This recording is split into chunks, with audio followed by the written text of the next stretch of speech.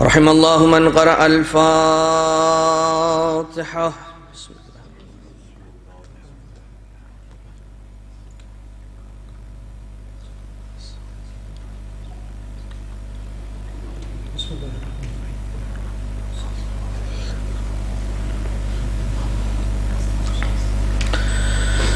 لا حول ولا قوة إلا بالله العلي العظيم.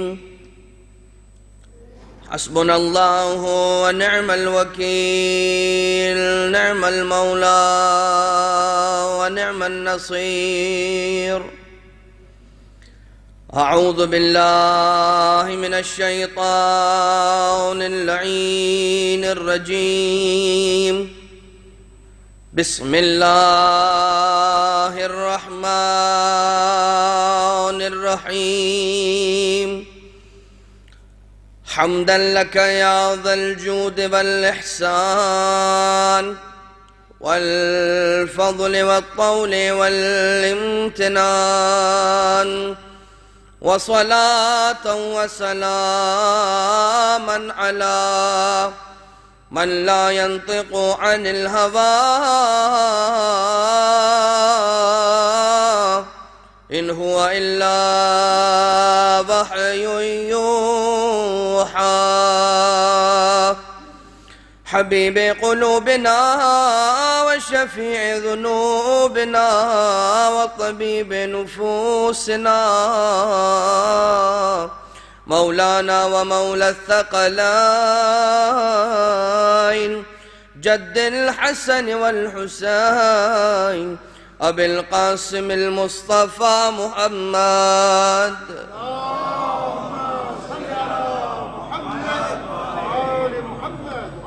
وعلى آله الذين أذهب الله عنهم الرجس وطهرهم تطهيرا.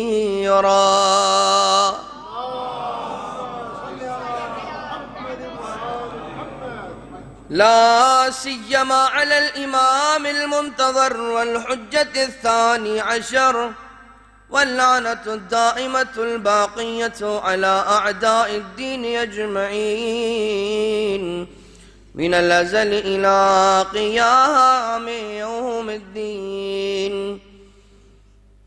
أما بعد، فقد قال الله سبحانه وتعالى في محكم كتابه المبين وفرقانه المجيد: وقوله الحق وهو أصدق القائلين. بسم الله الرحمن الرحيم. والله أخرجكم من بطون أمهاتكم لا تعلمون شيئا وجعل لكم السمع والأبصار والأفئدة لعلكم تشكرون. درود.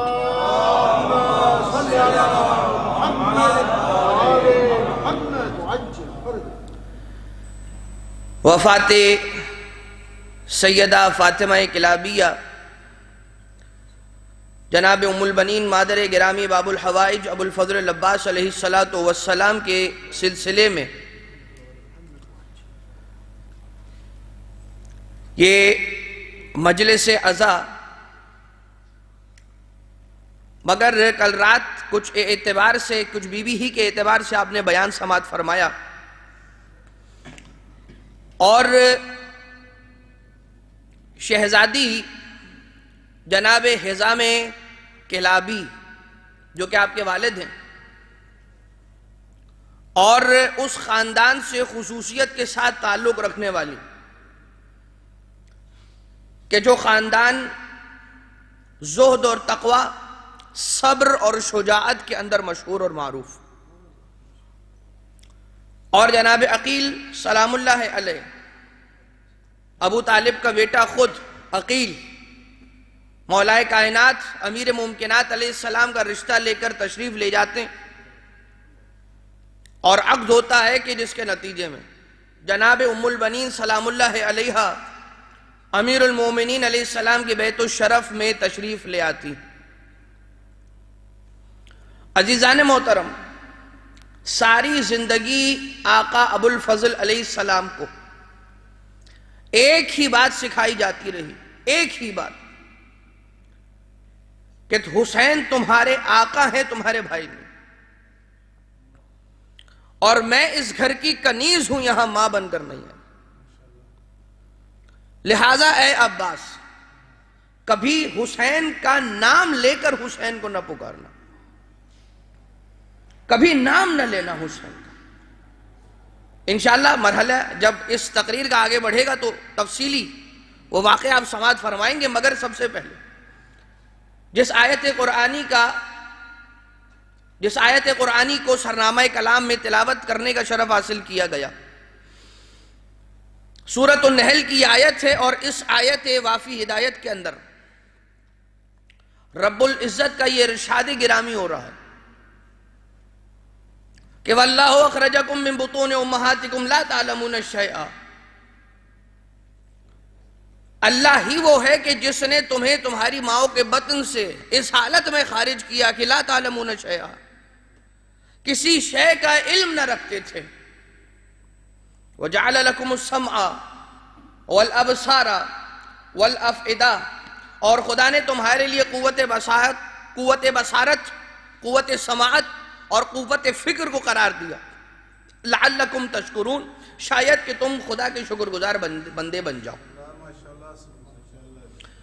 اسی اعتبار سے اگر آپ دیکھیں تو لعلکم تشکرون ایک اور آیت کے آخر میں بھی آ رہا ہے، وہ آیت کے جو ماہ رمضان المبارک کی ابتدا سے تلاوت ہونا شروع ہوتی ہے، اور پھر سارا مہینہ، ماہ مبارک کے سارے مہینے آپ اس آیت کی تلاوت سماعت فرماتے رہتے ہیں وقتاً فوقتاً۔ یا ایھا الذین آمنوا کتب علیکم الصیام کما کتب علی الذین من قبلکم لعلکم تتقون، یہاں پر کہا جا رہا ہے کہ شاید کہ تم صاحب تقوی بن جاؤ، یہاں پر استعمال کیا جا رہا ہے شاید کہ تم صاحب شکر بن جاؤ، لعلکم شاید تقوی آ جائے تم میں، شاید تم شکر گزار بندے بن جاؤ۔ اس کے معنی کیا ہے؟ شاید کیوں؟ جب خدا تعالیٰ نے کہا کہ روزہ رکھو، روزہ رکھنا واجب ہے، تم سے پہلے کی امتوں پر جیسے واجب تھا اسی طرح سے تم پر بھی واجب ہے، اس کے بعد تو تقوی الٹیمیٹلی حاصل ہو ہی جانا چاہیے۔ یہاں پر خدا تعالیٰ کیا فرما رہا ہے؟ تمہیں تمہاری ماؤں کے بطن سے اس حالت میں خارج کیا، کسی شے کا علم نہ رکھتے تھے، اور پھر خدا تعالیٰ نے تمہیں قوت سماعت و بصارت و فکر بھی عطا کی، لعلکم تشکرون، شاید کہ تم شکر گزار بندے بن جاؤ۔ یہاں پر جو روزے کی آیت ہے اس میں جو بات بیان ہوئی، اس کے ذیل میں علماء کرام یہ فرمایا کرتے ہیں، شاید اس لیے کہا جا رہا ہے کہ فقط ایک عبادت روزہ ہی نہیں ہے کہ جو انسان کو تقوی تک پہنچا دے، این ممکن ہے کہ انسان روزہ رکھ کر تقوی حاصل کرے، اور جس رات اسی روزے کو افطار کیا جو ثواب ملا، اسی رات کوئی ایسا عمل انجام دے دے کہ روزے کا ثواب ضائع کر دے۔ اس کے معنی یہ ہوئے کہ یہ جو روزہ، یہ جو عبادت، یہ جو علم، یہ جو عمل، یہ جو خدا کی اطاعت اور خدا کی عبادت ہے، یہ انسان کے لیے یہ تو انتظام فراہم کرے گی کہ اسے خدا تعالیٰ کی اطاعت کے نتیجے میں ثواب مل جائے، لیکن اس کے بعد ضرور بضرور انسان کو وہ اعمال انجام بھی دیتے رہنا ہوں گے کہ جن کے نتیجے میں انسان کا وہ تقوی اور وہ ثواب کے جو اس کے نامہ اعمال میں شمار کیا گیا وہ ضائع نہ ہو جائے۔ انسان، ایک درود پڑھ دیجئے، ایک درود بھیج دیجئے محمد و آل محمد پر۔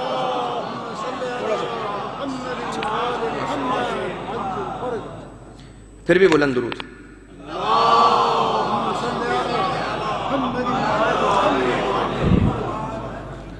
یہی تو وجہ ہے کہ بہت سی مرتبہ جب یہ دعا کرائی جاتی ہے تو خاتمہ بالخیر کی دعا، اور ساتھ ہی ساتھ اے خدا ہماری اس عبادت کو قبول فرما، اور اس کے بعد یہ جو ثواب ہم نے حاصل کیا اسی ثواب کو باقی رکھ کر اپنے ساتھ لے کر آ کر تیری بارگاہ میں حاضر ہونے کی توفیق اور سعادت نصیب فرما۔ لہذا یہ بات انسان یاد رکھے کہ نیکی کا انجام دے لینا اور اس کے نتیجے میں ثواب کا حاصل کر لینا یہ کمال نہیں ہے کہ انسان ایک مرتبہ محنت کرے اور ایک عبادت کو انجام دے لے اور اس کے بعد کہے کہ ہاں اب یہ تو ہو گیا، اب جو بھی چاہو کرتے چلے جاؤ۔ یہ نہیں ہوگا کہ نمازیں بھی ہو رہی ہیں اور جام شراب بھی چل رہا ہے، یہ نہیں ہو سکتا کہ حج بھی کر رہے ہیں اور اس کے بعد گانے بھی سنے جا رہے ہیں حرام۔ یہ نہیں ہوگا کہ انسان واجب امور کو انجام دے رہا ہے، مستحبات کو انجام دے رہا ہے، ایک جانب تو دعائے کمیل اس انداز سے پڑھتا چلا جا رہا ہے کہ اس کی آنکھوں سے آنسو رک نہیں رہے، تو دوسری جگہ گناہ کی طرف اتنا تیزی سے لپکتا ہے کہ اس کی کوئی حد نہیں۔ انسان کے لیے وہ دوا کہ جو ڈاکٹر دیا کرتا ہے اسی وقت کارگر ہوا کرتی ہے کہ جب اس کے ساتھ پرہیز بھی کرے، پرہیز بھی ساتھ میں ضروری ہوگی اور اس کے بعد دوا کا استعمال کرنا۔ لہذا خداوند متعال نے اس آیہ وافی ہدایہ کے اندر یہ ارشاد فرمایا کہ وہی خدا ہے کہ جس نے تمہیں تمہاری ماؤں کے بطن سے اس حالت میں خارج کیا، دنیا میں تم اس حالت میں آئے کہ لا تعلمون شیئا، کسی شے کا علم نہیں رکھتے تھے۔ اب فقط اتنا بتا دیجئے کہ جو طریقہ کار اللہ تعالیٰ اپنے بندوں سے بات کرنے کے لیے استعمال کر رہا ہے اور یہ فرما رہا ہے کہ لا تعلمون شیئا، کیا یہ ہو سکتا تھا کہ یہاں پر لا تعلمون شیئا کی جگہ پر یہ جملہ استعمال کیا جاتا تجہلون، یعنی علمہ کو مادہ نفی کے ساتھ استعمال کیا جا رہا ہے؟ کیا یہ ہو سکتا تھا کہ جہلہ کا مادہ استعمال کر دیا جاتا اور یہ کہہ دیا جاتا کہ تم لا علم نہیں کہا جاتا، یہ کہا جاتا جاہل پیدا ہوئے تھے؟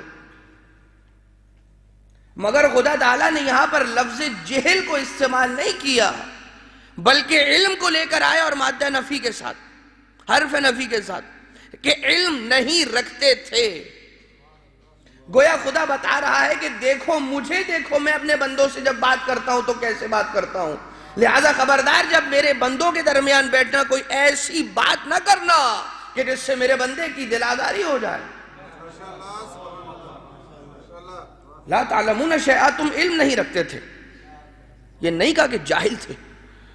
اور بہرحال جاہل کو جاہل کہنے کے دو طریقے ہوتے ہیں کہ ایک عالمانہ اور ایک جاہلانہ۔ لہذا ایک یہ بات کہ جو اسی آیہ قرآنی سے ایک پیغام نکل رہا، مگر بات یہاں پر نہیں رکی۔ خدا تعالیٰ نے یہ فرمایا کہ اگر تم اس دنیا میں لا علم آئے تھے، دیکھیے بات یہ ہے کہ انسان اس دنیا میں لا علم آیا، بہت ہی مشہور محاورہ ہے کہ کوئی ماں کے پیٹ سے عالم پیدا نہیں ہوتا۔ ٹھیک، کوئی بھی اس دنیا کے اندر شکم مادر سے علوم سیکھ کر نہیں آتا، اس دنیا میں آتا ہے اور آنے کے بعد سیکھتا ہے اور سیکھنے کے بعد پنپتا ہے، پنپنے کے بعد ترقی کرتا ہے اور اس کے بعد ایک عالم بن جاتا ہے اور اس علم سے استفادہ کرتا ہے اور زندگی کے اندر کامیاب ہوتا ہے۔ مگر ہمیں تاریخ اس بات کی مثال پیش کرتی ہے، ایک ایسا مولود ہے ابھی اس دنیا میں آئے ہوئے چند لمحے گزرے ہیں، آنکھیں نہیں کھولتا، ماں کی گود میں ہے، رسول اکرم کو بلایا گیا، فاطمہ بنت اسد ہیں، خانہ کعبہ کے اندر ہیں، بلایا، محمد مصطفیٰ آتے ہیں، آنے کے بعد اس نو مولود علی کو اپنی گود میں لیا۔ جیسے ہی علی ابن ابی طالب، جیسے ہی امامت کے پھول نے نبوت کے سورج کی کرنوں کو محسوس کیا، علی نے اپنی آنکھوں کو کھول دیا۔ اس کے بعد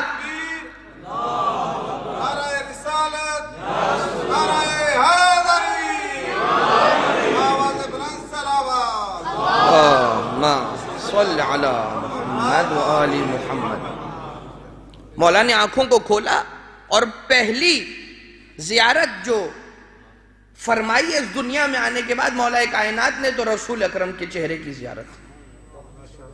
اور آ جائیے اسی مرحلے پر ذرا سے ایک لمحے کے لیے رک کر اس واقعے کو بھی یاد کر لیجئے کہ جو علی کا وہ بیٹا کہ جو علی کی تمناؤں کا مرکز بنا ہوا، علی نے جسے عبادتوں کے اندر خدا سے مانگا، ابو الفضل العباس اس دنیا میں آتے ہیں، آنکھیں نہیں کھولتے ہیں۔ ام البنین سلام اللہ علیہ کی خدمت میں آقا حسین تشریف لے گئے، کہا ام البنین نے، اے شہزادے، اے حسین ابن علی ہے میرے شہزادے، آئیے دیکھیے نو مولود میرا بیٹا آنکھیں نہیں کھول رہا۔ جیسے ہی عباس کو حسین نے اپنی گود میں لیا، آنکھوں کو بعد میں کھولا ہے، ہاتھوں کو پہلے آقا کی طرف بڑھا دیا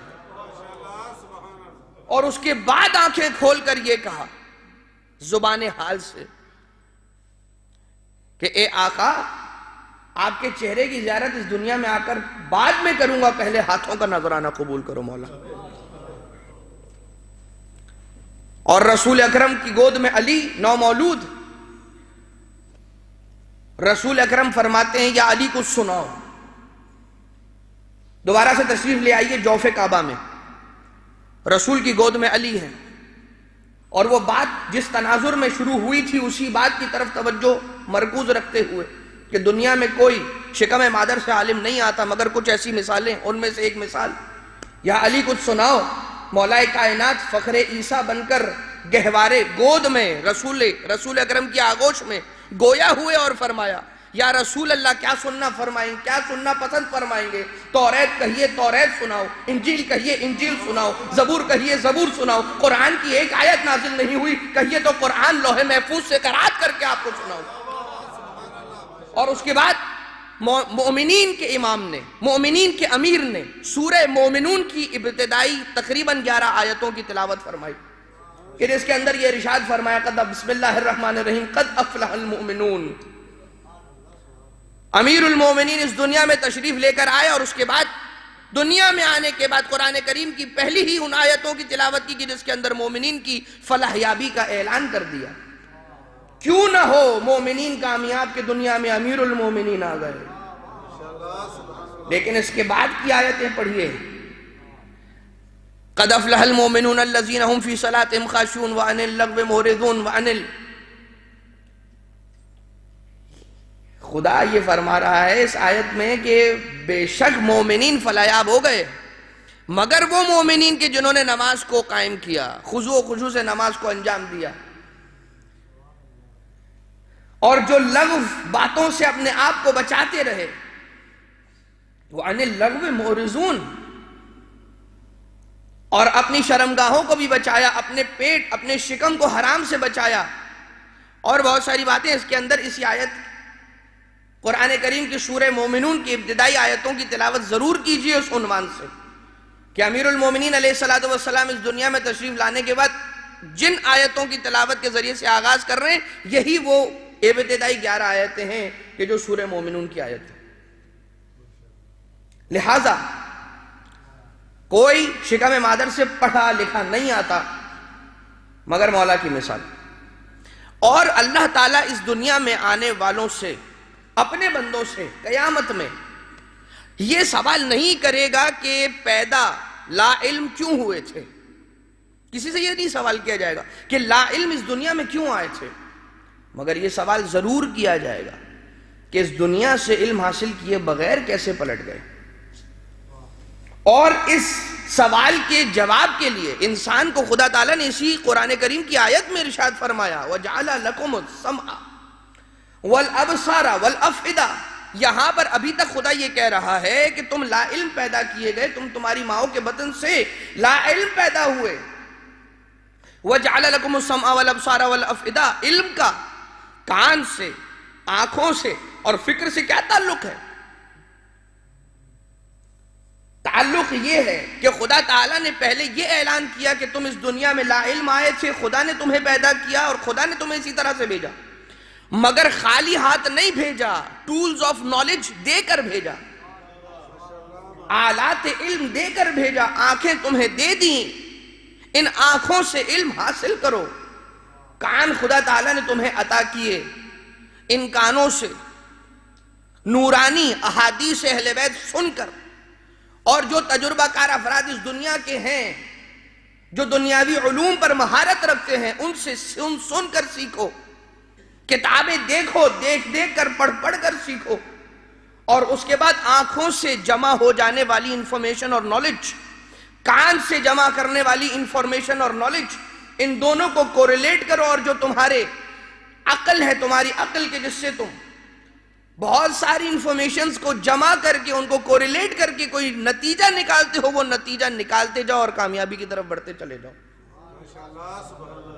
یہ خدا تعالیٰ اسی آیت کے اندر علم کا ایک کمپلیٹ پیکج آپ کو دے رہا ہے کہ دیکھو یہ علم کی اہمیت ہے کیسے سیکھنا، اور تمہیں جس کام کے لیے کان اور آنکھ اور فکر دی ہے وہ یہ، اور جب یہ سارے اعمال انجام دو گے جو خدا تعالیٰ کا بتایا ہوا یہ والا راستہ اس پر چلو گے تو پھر کیا ہوگا؟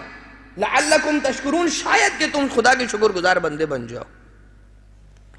شاید یعنی علم آ گیا تو فقط علم آ جانا انسان کے شکر گزار بن جانے کے لیے کافی نہیں ہوگا. انا ہدیناہ السبیل، بسم اللہ الرحمن الرحیم، انا ہدیناہ السبیل اما شاکرا و اما کفورا، کہ ہم نے بے شک تمہیں راستے کی ہدایت کر دی ہے. ہدایت تو ہو گئی، میں تو جانتا ہوں کہ یہ کام واجب ہے، اس کا انجام دینا لازمی ہے، ضروری ہے. اما شاکرا و اما کفورا، چاہے شکر گزار بندہ بن جاؤں اسے انجام دے کر، یا کفر کرنے والا اور ناشکرا بن جاؤں اس عمل کو ترک کر کر. اما شاکرا و اما کفورا، مجھے پتا تو چل گیا، مجھے نالج تو حاصل ہو گئی کہ یہ امر واجب ہے، اس کام کا انجام دینا ضروری ہے شریعت اسلامیہ کے اندر. اس کے معنی یہ ہوئے کہ کوئی ایسی شے ہے کہ جو انسان کو جاننے کے باوجود بھی عمل کی منزل تک پہنچنے کے لیے روک سکتی ہے، اور کوئی ایسی شے ضرور ہونی چاہیے کہ انسان جانتا ہو اس کے باوجود بھی، یا یہ کہہ لیجئے کہ جاننے کے ساتھ ساتھ وہ شے ہونی چاہیے کہ جس کی مدد سے انسان عمل کی منزل تک پہنچ جائے. اور یقین جانیے احادیث اہل بیت علیہم السلام سے استفادے کے نتیجے میں یہ بات عرض کر رہا ہوں کہ وہ شے کہ جو انسان کے علم کے اور عمل کے درمیان برج بن جاتی ہے، جسر بن جاتی ہے، وہ اور کوئی شے نہیں بلکہ محبت اہل بیت علیہم السلام.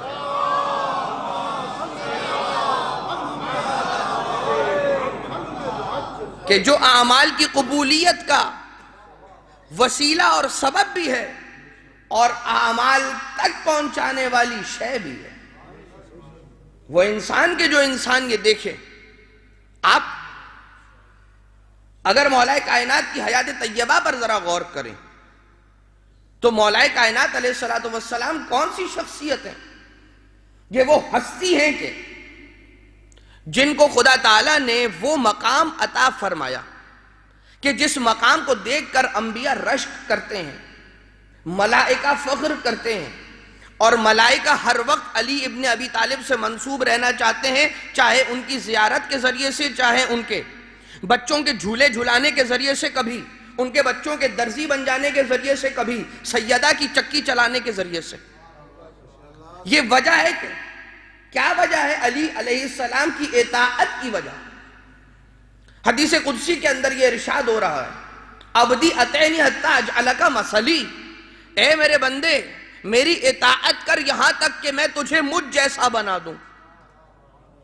اب دیکھیے یہاں پر ایک بہت ہی باریک سا نکتہ ہے، اس پر توجہ رکھیے گا تاکہ کوئی اعتراض پیدا نہ ہونے پائے یا کوئی کنفیوژن پیدا نہ ہونے پائے. یہاں پر جو لفظ استعمال کیا گیا ہے وہ مثل استعمال کیا گیا ہے، مثل استعمال نہیں کیا گیا، اس لیے کہ خدا تعالیٰ کی کوئی مثل ہو ہی نہیں سکتی، لیسا کمثلہ شیء.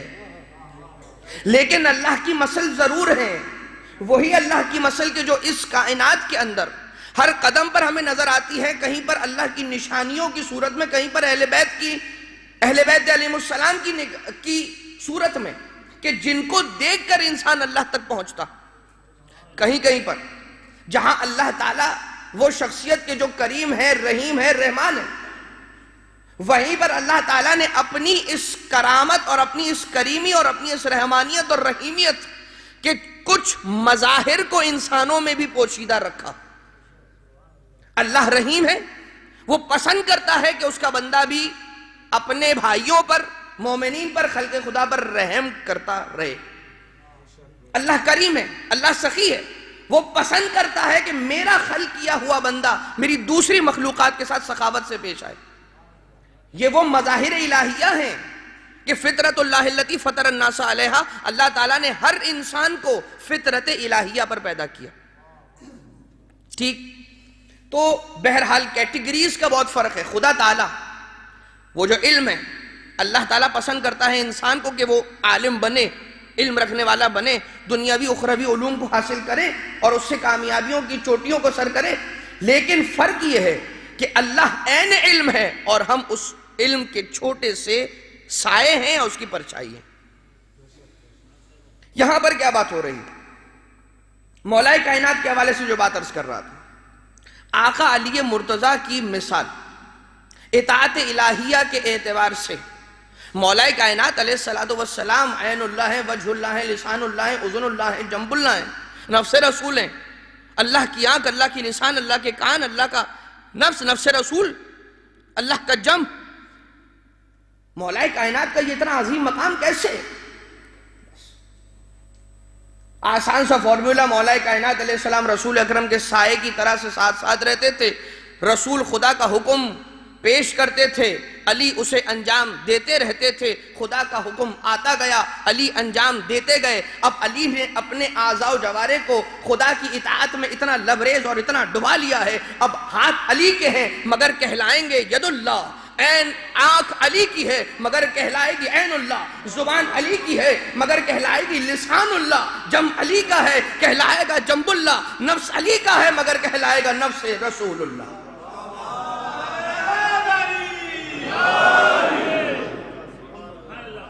یہ معراج، کمال معراج اطاعت الہیہ ہے کہ جس کی وجہ سے مولا کائنات کو یہ مقام ملا۔ اب چونکہ بات مولا کائنات کے اعتبار سے ہو رہی ہے تو ایک چھوٹی سی بات اور سن لیجیے اور اس کے بعد ہم متصل ہو جائیں۔ شہزادی ام البنین سلام اللہ علیہا کے اعتبار سے کچھ بیان، ان کی کرامتوں کے اعتبار سے۔ مولا کائنات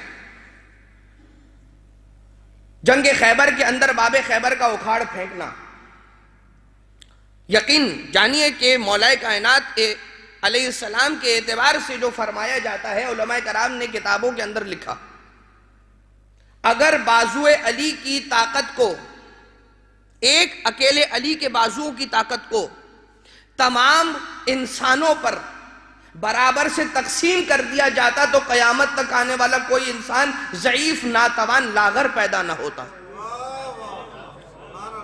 اور اگر ایک علی علیہ السلام کے ایمان کو تمام انسانیت پر برابر سے تقسیم کر دیا جاتا، قیامت تک کوئی بے ایمان پیدا نہ ہوتا۔ یہاں پر اگر مولا کائنات چاہتے اپنے بازوؤں کی طاقت کے ذریعے سے در خیبر کو جدا کر سکتے تھے، مگر ایک اشارہ ہے اس واقعے کے اندر، اور وہ اشارہ کیا ہے؟ مولا کائنات نے اپنے بازوؤں کے ذریعے سے نہیں، اپنی انگلیوں کے ذریعے سے خیبر کو اکھاڑا ہے۔ بتانا یہ ہے کہ تلاش کرو کہ اس بات کے پیچھے کیا راز ہے، اور وہ راز یہی ہے کہ مولا کائنات شیخ ملا باقر مجلسی رحمت اللہ تعالی علیہ نے بحار الانوار میں اس مقام پر کہ جہاں پر مولا کائنات علیہ السلام کی سیرت کے واقعات کو بیان کیا، اور جب موقع خیبر پر پہنچے تو وہاں پر بیان کر کے ایک چھوٹا سا جملہ لکھا، اور وہ جملہ یہ کہ مولا کائنات چاہتے تو اپنے بازوؤں کی طاقت سے خیبر کو جدا کر سکتے تھے، مگر یہاں پر جو مظاہرہ ہے وہ ایمان علی کی طاقت کا مظاہرہ ہے۔ یہی وجہ ہے کہ مولا کائنات جب باب خیبر کو اکھاڑ رہے تھے تو مولا کی انگلیاں جو ہیں وہ خیبر کے دروازے سے ملی ہوئی نہیں تھیں، ہوا میں تھیں۔ مولا کائنات علیہ السلام کی انگلیاں ہوا میں ہیں، خیبر کے دروازے سے ملی ہوئی نہیں ہے۔ قریب جا کر جب مورخ نے دیکھا تو مولا کائنات علیہ السلام کے قدم مبارک زمین پر نہیں، ہوا میں ٹکے ہوئے تھے۔ اس کے معنی یہ ہوئے کہ یہ بشری قوت نہیں ہے بلکہ ایمانی قوت علی ابن ابی طالب کا مظاہرہ ہے۔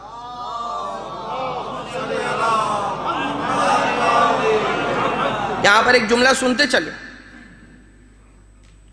جس کے علی کی فضیلت کا یہ عالم ہو، جس کے علی کے ایمان کا یہ عالم ہو، اس علی کے سرکار محمد مصطفیٰ کی فضیلت کی بلندی کا کیا عالم ہوگا؟ درود بھیجیں سارے مل کر، محمد و آل محمد۔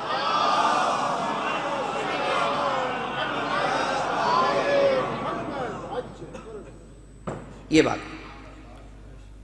اور بہرحال یہ بند ضرور پڑھا کرتا ہوں جب بھی یہ واقعہ آ جاتا ہے۔ ڈاکٹر پیام اعظمی کا یہ بند ہے، اور اسی واقعے کو انہوں نے منظوم کیا ہے شاعری میں ڈھالا ہے، کہتے ہیں کہ زمیں کی کشش کا ہے یہ اثر، ہر چیز کھنچ کے آتی ہے خود فرش خاک پر، پھر کیوں علی کھڑے تھے ہوا میں بکر رفر، پھر کیوں علی کھڑے تھے ہوا میں بکر رفر، پوچھوں زمین سے تو کہے گی کہ الحذر، کھینچوں علی کو مجھ میں کہاں اتنی تاب ہے، میں ہوں تراب اور علی بو تراب ہے۔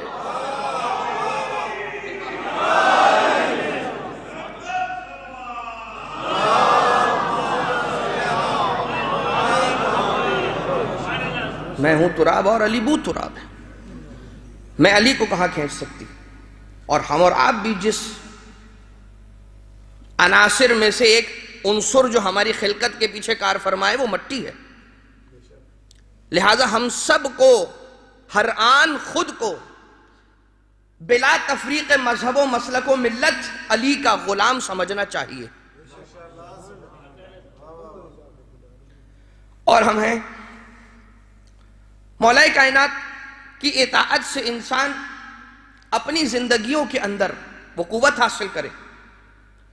یا علی مدد کہتے ہیں، مشکلات حل ہو جاتی ہیں، مگر کبھی کوئی ایسا مرحلہ آ جائے گناہ کے قریب ترین پہنچ چکے ہوں اور ان قریب گناہ سرزد ہونے والا ہو، ایک نسخہ کبھی آزمائیے گا، یا علی مدد کہہ کر مولا کائنات سے مدد مانگیے گا، وہ علی کے جو دنیاوی مشکلات کو آپ کی حل کرنے کے لیے آ سکتا ہے، وہ اخروی مشکلات کو بھی حل کرنے آ سکتا ہے۔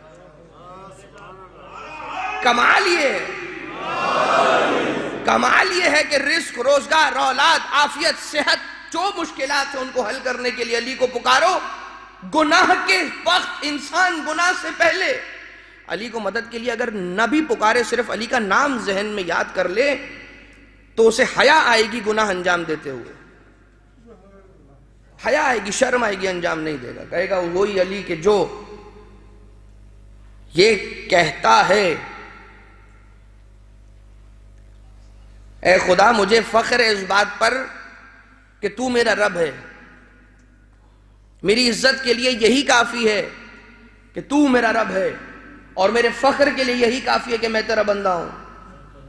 انتا کما احب فجعلنی کما تحب، تو ویسا ہی ہے جیسا میں چاہتا ہوں، بلکہ اس سے بہتر مجھے ایسا بنا دے جیسا تو چاہتا ہے۔ بس یہی وہ مولا ہے کہ جن کے گھر میں آنے والی، قدم رکھنے والی ام البنین بی بی، کہ جن کی عظمت اور فضیلت کا یہ عالم ہے کہ گھر میں آتے ساتھ ہی بچوں کو یہ کہہ دیا تھا کہ میں تم سب کی کنیز بن کر اس گھر میں آئی ہوں، اس گھرانے میں میری حیثیت کنیز کی ہے۔ اور مولا عباس علیہ السلام کو بچپن سے یہ سکھایا، پہلا جملہ جہاں سے ہماری تقریر کا آغاز ہوا، ہر قدم پر، زندگی میں ہر موڑ پر اپنے بیٹے عباس کو یہی سکھایا ماں ام البنین نے کہ اے بیٹا دیکھو، یہ جو حسین ہے نا، اسے بھائی نہ سمجھنا، اپنا آقا ماننا۔ اور سوال کیا، آقا عباس علیہ السلام نے جواب دیا کہ یہ میرے مولا حسین ہیں۔ واقعہ اس انداز سے ہے، ایک دن اپنے حجرے میں مولا عباس کو بلا کر تشریف رکھتی ہیں اور فرماتی ہیں، بیٹا حسین کو کیا کہہ کر پکارو گے؟ یا سیدی و یا مولایا یا حسین ابن علی۔ کہا نہیں، صرف سیدی و یا مولائی کہنا، حسین نہ کہنا۔ اور اس لیے نہ کہنا کہ یہ ساری کائنات جو ہے، یہ ساری کائنات حسین کے قدموں میں موجود خاک پر قربان ہے، فدا ہے۔ اور جناب زینب سلام اللہ علیہا کربلا کے واقعے کے بعد بی بی کے گھر تشریف لے جاتی تھی ہر عید کے موقع پر، ہر عید کے موقع پر۔ جناب باب الحوائج، بی بی باب الحوائج، باب الحوائج کی مادر گرامی بھی اور خود بھی اپنی ذات میں باب الحوائج، جناب سرکار مسلم ابن عقیل نے اپنے دونوں بیٹوں کو شہید، 4 بیٹے، 2 کربلا میں 2 کوفہ میں، 2 کربلا میں شہادت پائے، اور 2 کوفہ میں تھے جو مسیب پہنچ کر وہاں پر شہید کیا گیا اور وہاں پر ان کا مقبرہ اور روضہ بنا. نسل مسلم تمام ہو گئی، قربان کر دیا مسلم نے اپنے 4 فرزندوں کو حسین ابن علی پر. خدا نے جناب مسلم کو یہ مقام عطا کیا کہ اے مسلم تو آج سے باب الحوائج بنا دیا گیا. اب کوئی بھی تجھ مسلم سے اپنی اولاد کی دعا کرے گا، تجھے وسیلہ بنا کر مجھ سے اولاد مانگے گا، میں اسے کبھی خالی ہاتھ نہیں لوٹاؤں گا. اے مسلم، آپ نے اپنے 4 بیٹے قربان کر دیا، آپ نے اپنی نسل ختم کروا دی. تو یہ سوچئے گا، بی بی ام البنین کے 4 بیٹے، 4 بیٹے قربان حسین ابن علی پر. آپ کے 4 پوتے ہیں، وہ سارے کے سارے قربان حسین ابن علی پر. 4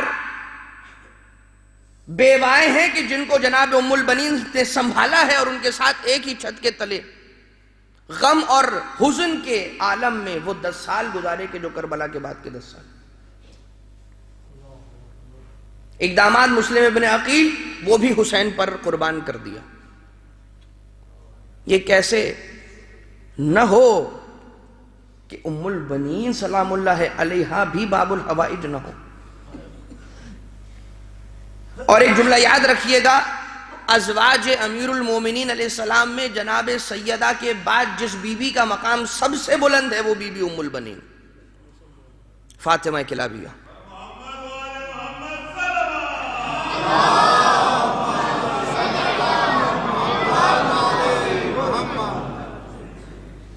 اور آج اس دنیا کے اندر اتنی ساری ہمارے پاس مثالیں ہیں جنہوں نے توسل کیا بی بی سے، اپنی مرادیں لے کر پلٹے بارگاہ عزتی سے. ایک خانہ وادے کے بارے میں ملتا ہے، چھوٹا سا بچہ کھیل رہا تھا. یہ اسی زمانے کا واقعہ، بہت پرانی بات نہیں کر رہا. نجف اشرف کے ایک عالم نے خود یہ بات سنی اس والد سے کہ جو اس بچے کا والد، اور ممبر پر بیان کی. بچہ کھیل رہا ہے، کھیلتے کھیلتے عموماً بچوں کی عادت ہوا کرتی ہے وہ نوحہ کی جو نوحہ بہت زیادہ سنا کرتے ہیں وہ ان کی زبان پر جاری رہتا ہے. ایک نوحہ کہ جو اس بچے کی زبان پر کم و بیش ہر وقت جاری رہتا تھا، وہ نوحہ بی بی ام البنین سلام اللہ علیہا کا نوحہ تھا. اور اس وقت کہ جب وہ کھیل رہا تھا، ایک بال تھا اس کے پاس کہ جس بال سے وہ کھیل رہا تھا. کھیلتے کھیلتے کھیلتے عمارت کی 3ری منزل تھی کہ جہاں پر وہ بچہ اپنے بھائی کے ساتھ کھیل رہا تھا. اتنے میں اس بال کا 3رے فلور سے گراؤنڈ فلور کی طرف گرنا ہوا. بچہ اپنے اس کھلونے کی عقاب میں اسے پکڑنے کے لیے، اسے حاصل کرنے کے لیے دوڑا. وہ منزل آئی کہ ایک مرتبہ سیڑھیوں پر موجود جو باڑ لگائی جاتی ہے، جو بارڈر لگائی جاتی ہے، اس سے ٹکراتا ہے، وہ بارڈر ٹوٹتی ہے، بچہ زمین پر آ کر گرتا ہے. اور ایک مرتبہ گھر میں بھگدڑ مچ جاتی ہے اور والدین لے کر اس بچے کو فوراً سے اسپتال جاتے ہیں. جیسے ہی اسپتال لے کر پہنچتے ہیں تو ایک مرتبہ وہ سارا منظر کہ جو والدین کا گریہ، خصوصیت کے ساتھ ماں کا دل کس انداز سے کٹا جا رہا تھا، وہ سارے کے سارے مناظر. کافی دیر تک اس بچے کا علاج ہوتا رہا اور اس کی تفتیش کی جاتی رہی، اس کے بارے میں چیک اپس ہوتے رہے. کچھ وقت گزرا. جب وقت گزرا تو ڈاکٹرز نے آ کر بتایا کہ ہم نے آپ کے بچے کے سارے ٹیسٹس کیے مگر کوئی ایسی شے نہیں ہے کہ جس کے بارے میں فکر کرنے کی ضرورت ہو. آپ کا یہ بیٹا مکمل طور پر صحت یاب ہے، اسے کوئی نقصان نہیں پہنچا، اسے کچھ بھی نہیں ہوا، اسے پورے جسم میں کسی بھی مقام پر کوئی چوٹ نہیں آئی.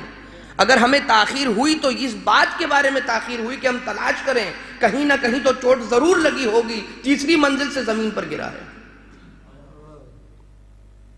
نہیں معلوم. یہ بات آپ کے ذہن میں رہی ہوگی کہ اس وقت بچی کی زبان پر بی بی کا نام تھا، چاہے بے خیالی میں ہی صحیح، مگر جب ماں نے بچے سے پوچھا اور سوال کیا کہ یہ بتا تیرے احساسات کیا ہیں، کہا مجھے کچھ نہیں معلوم، جب میں زمین پر گرا تھا تو کچھ لمحوں بعد میں نے ایک بی بی کو دیکھا کہ جو بی بی سبز رنگ کی چادر میں آئی تھی اور اس بی بی کا چہرہ چھپا ہوا تھا، اور وہ بی بی آ کر بس یہی کہتی تھی میرے نام کا نوحہ پڑھنے والے بچے اٹھ جا، اٹھ کر کھڑا ہو جا۔ اس انداز سے مادر ابو الفضل العباس اپنے چاہنے والوں کی مدد کو آتی ہیں، اور یہ مقام خدا نے عطا کیا ہے، یہ مقام خدا نے دیا ہے۔ ایک عیسائی ہے، ایک مسیحی ہے، اپنوں کی بات اپنے تو اپنے، غیروں پر کیسا کرم۔ ایک مسیحی گھرانہ، عیسائی گھرانہ، کرسچن فیملی، ان کے یہاں پر ایک عرصے سے اولاد نہ تھی، اور جب اولاد ہوئی تو اس اولاد میں نقص یہ تھا کہ اس کے دونوں پیر شل تھے، بچہ چلنے کے قابل نہ تھا۔ بچے کی عمر تھی تقریباً 3 سال۔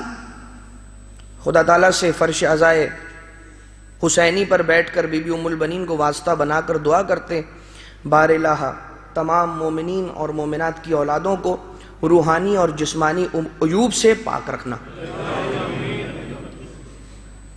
چلنے کے قابل نہ تھا اور ہر وقت بستر پر ہی پڑا رہتا تھا۔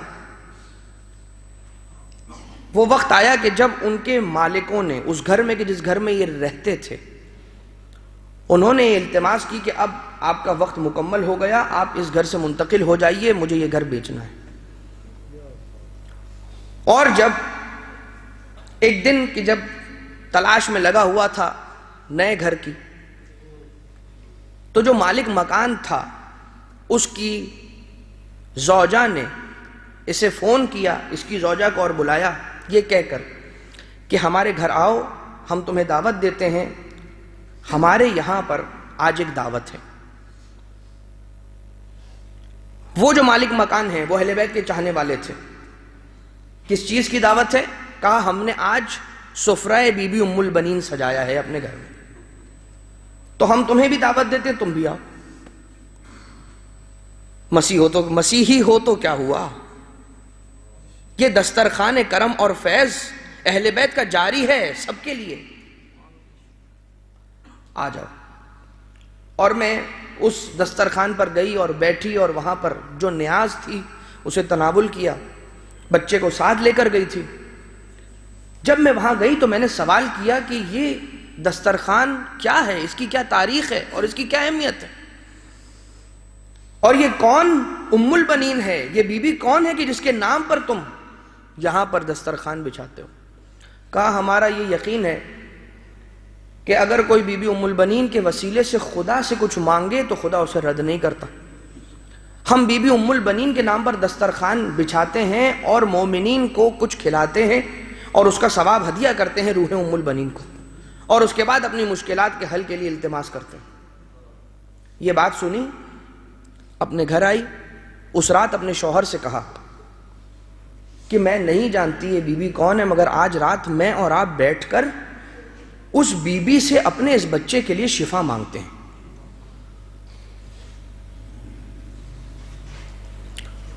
وہ شوہر اور بیوی اس رات بیٹھ گئے اور رات کافی دیر تک جاگتے رہے۔ بچہ سو گیا تھا، مگر بچے کے پاس بیٹھ کر اپنی زبان میں نہیں معلوم کیا کہا ہوگا، کیسے پکارا ہوگا، کس ڈھنگ سے کہا ہوگا، سلیقہ ہوگا نہیں ہوگا، التماس کی اور سو گئے۔ رات کے 1 پہر میں جب باپ کی آنکھ کھلی تو باپ نے کیا دیکھا کہ بچہ بستر پر نہیں ہے، اور دیکھا کہ صحن میں جہاں پر باغ تھا وہاں پر دوڑ رہا ہے اور کچھ تلاش کر رہا ہے، اور کسی شے کی طرف دیکھ رہا ہے اور اسے اپنی طرف بلا رہا ہے، اور اپنے پیروں پر چل رہا ہے۔ مزید اس کا مرض باقی نہ رہا، شفایاب ہو گیا۔ ماں کو اٹھایا، اور ماں اور باپ دونوں گئے بچے کے پاس، اور بچے کے پاس جا کر سوال کرتے ہیں، بیٹا کیا تلاش کر رہے ہو، کیا ہوا تمہارے ساتھ، کیا ماجرا ہے، بیان کرو۔ بچے نے کہا کہ مجھے فقط اتنا بتائیے کہ وہ جو شخص جو گھوڑے پر سوار ہے، کہ جو اتنا زیادہ ہیبت ناک چہرہ رکھتا ہے، وہ کون ہے؟ والدین کہتے ہیں کہ ہمیں اس مقام پر بچے کے علاوہ اور کوئی نہیں نظر آیا۔ کہا کہ یہ شخص آئے میرے پاس، اور آنے کے بعد مجھے کہا کہ کیوں سوئے ہوئے ہو، کیوں لیٹے ہوئے ہو، اٹھ جاؤ اپنی جگہ پر۔ میں نے کہا کہ میرے پیر وہ طاقت نہیں رکھتے کہ میں کھڑا ہو سکوں۔ کہا میں تمہیں حکم کرتا ہوں کھڑے ہو جاؤ۔ اور بس ان کے اس جملے میں نہیں معلوم کیا طاقت تھی کہ میں کھڑا ہو گیا اور اس انداز سے ہو گیا، اور مجھے شفا مل گئی۔ آقا عباس علیہ السلام کی مادر گرامی ہیں ام البنین، یاد رکھیے گا۔ مائیں اپنے بچوں سے گزارش نہیں کیا کرتی، حکم کرتی ہیں۔ کبھی تمہاری کوئی مشکل ہو نا اور حل نہ ہو رہی ہو، غم نہ کرنا، بی بی ام البنین کو ایک سورہ فاتحہ پڑھ کر ہدیہ کر دینا، اور ہاتھوں کو جوڑ کر یہی کہنا ہے، بی بی آپ وہ بی بی ہیں کہ آپ کا بیٹا باب الحوائج ہے، اور خدا نے آپ کو یہ مقام دیا۔ آقا عباس علیہ السلام کے روضے پر ایک مومن آتا ہے اپنی بیمار ماں کو لے کر، اور جیسے ہی آیا ماں اپنے پیروں پر چل نہیں سکتی تھی، لٹا دیا زری کے پاس، اور اتنی زیادہ مریضہ تھی، اتنی شدید مریضہ تھی۔ آقا عباس کی زری کے اوپر ہاتھ رکھ کر بس یہی کہتا جاتا ہے وہ مومن، آقا میری ماں کو شفا دے دیجئے، میری ماں اپنی آخری سانسیں لے رہی ہے، اسے شفا دے دیجئے۔ میں یقین کے ساتھ آیا ہوں کہ آپ کی بارگاہ سے کوئی خالی ہاتھ نہیں جاتا، میں یقین کے ساتھ آیا ہوں کہ آپ کی بارگاہ سے شفا لیے بغیر مجھے نہیں آپ بھیجیں گے، بس میری ماں کو شفا دے دیجئے۔ یہ باتیں کر رہا تھا مولا سے کہ اس نے محسوس کیا کہ اس کی ماں کی سانسیں ایک مرتبہ اکھڑنا شروع ہوئی، اور محسوس ہوا کہ کبھی بھی وہ وقت آئے گا کہ اس کی روح پرواز کر جائے گی۔ ایک مرتبہ لہجہ بدلا، محبت نہ ہو تو یہ لہجہ نہیں آتا، یقین نہ ہو تو یہ لہجہ نہیں آتا، توکل نہ ہو تو یہ لہجہ نہیں آتا۔ کہا آقا آپ باب الحوائج ہیں، اگر میری ماں نے شفا حاصل نہ کی تو میں آپ کے بابا علی مرتضیٰ کے پاس نجف جا کر آپ کی شکایت کروں گا، میں نجف جا کر آپ کے بابا سے آپ کی شکایت کروں گا۔ قریب بیٹھا ہوا ایک ظاہر آتا ہے اور آ کر کہتا ہے، شخص مولا سے اس انداز سے کلام نہ کر۔ بس دیکھتے ہی دیکھتے اس کی ماں نے سانسیں لینا بند کر دی۔ یہ ہونا تھا وہ حرم سے باہر نکل پڑا اور نجف کے راستے کی طرف چلنے لگا، اور جب ایک بیابان میں پہنچا تو دور سے گھڑ سوار کو اپنی جانب آتا ہوا دیکھا۔ وہ گھوڑے سوار آ کر اس کے قریب رکتا ہے اور کہتا ہے، شخص کہاں جا رہا ہے؟ کہا نجف جا رہا ہوں۔ کہا نجف کیوں جا رہا ہے؟ کہا نجف جانا چاہتا ہوں عباس باب الحوائج کی شکایت کرنے بارگاہ علی میں، میری ماں کو شفا حاصل نہ ہوئی۔ کہا نہیں، جا پلٹ جا عباس کے روضے میں جا، تیری ماں کو عباس نے شفا دے دی، آ جا میرے ساتھ سوار ہو جا کہ تجھے عباس کے روضے تک پہنچا دوں۔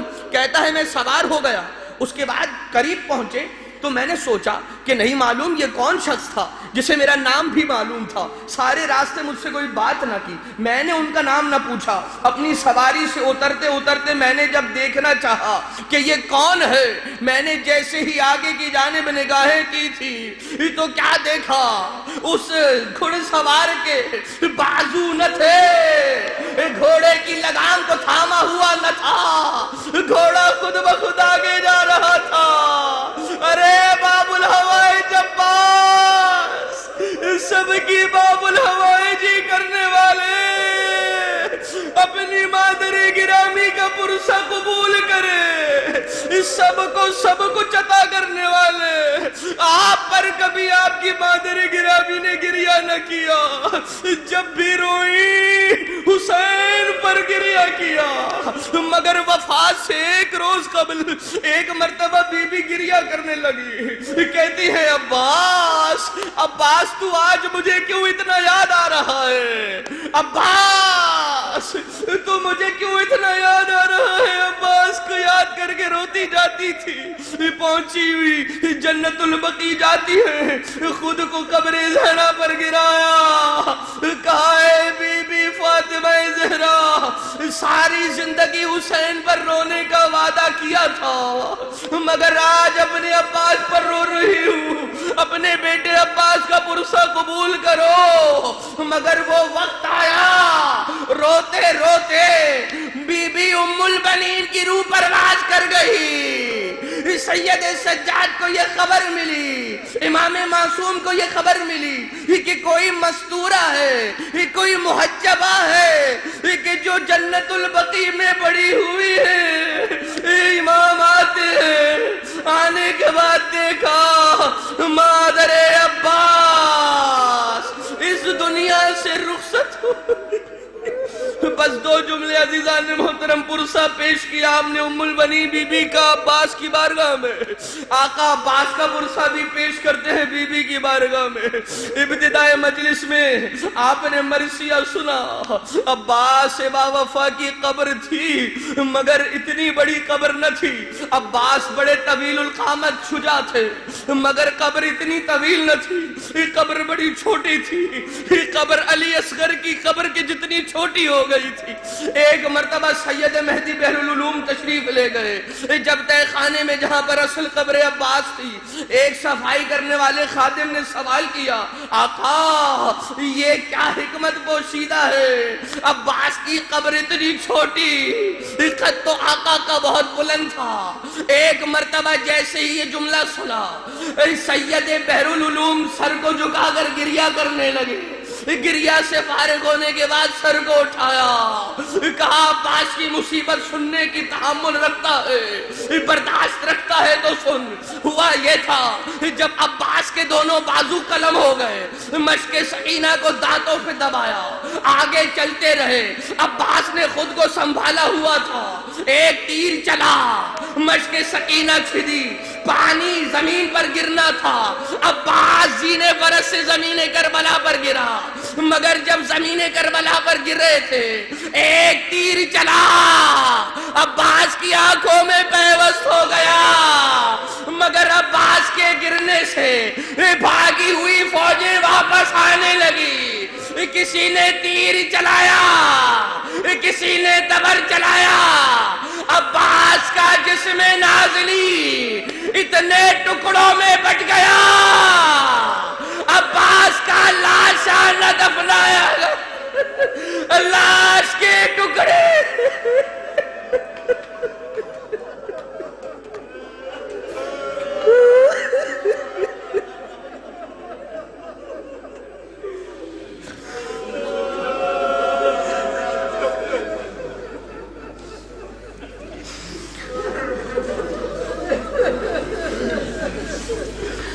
يا كاشف الكرب عن وجه الحسين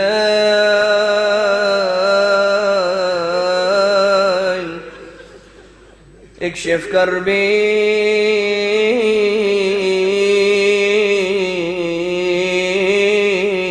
بحق أخيك الحسين۔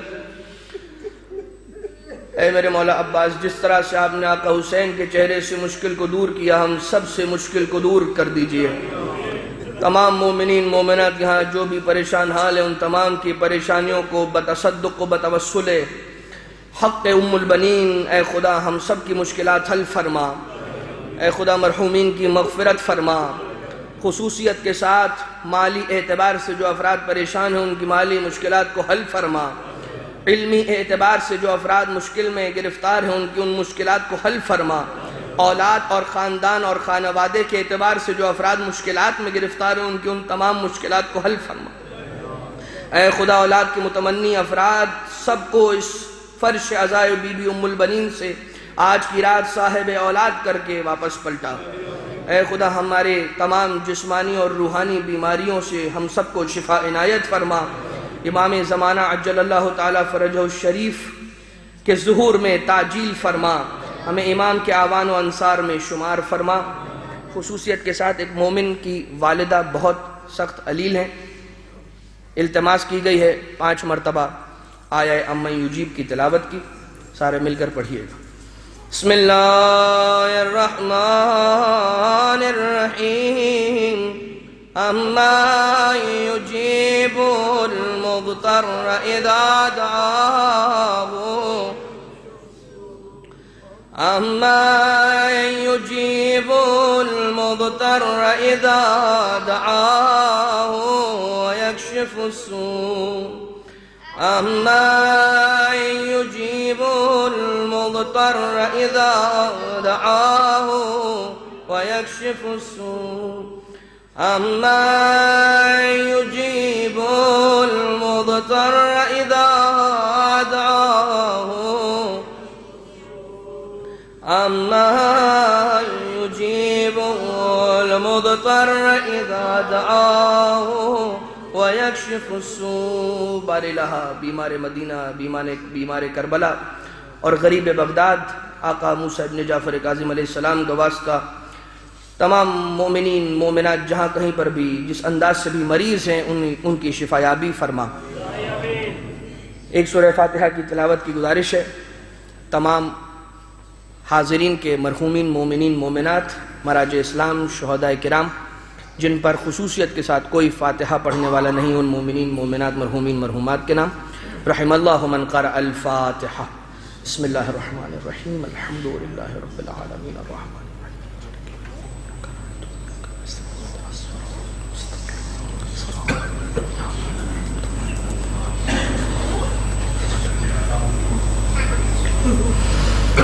اللهم اغفر للمؤمنين والمؤمنات والمسلمين والمسلمات الأحياء منهم والأموات تابع بيننا وبينهم بالخيرات إنك مجيب الدعوات إنك على كل شيء قدير برحمتك يا أرحم الراحمين۔